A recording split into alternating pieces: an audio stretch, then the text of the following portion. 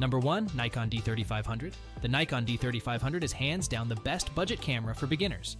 Instantly, you'll find this DSLR a worthy successor to the D3400, and its value stands out against pricier mirrorless cameras. This camera captures stunning images thanks to an improved 24 megapixels APS-C sensor.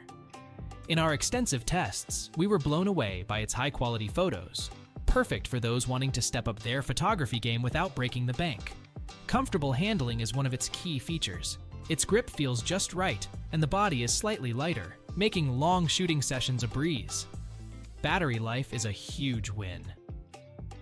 With up to 1,550 frames per charge, you can shoot all day without needing to recharge. This is especially handy during events or vacations where finding an outlet is a hassle. If you prefer using longer lenses, the D3500 really shines here.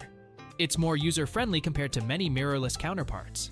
One minor downside is the lack of advanced features found in more expensive models. However, this simpler interface is actually a big plus for beginners.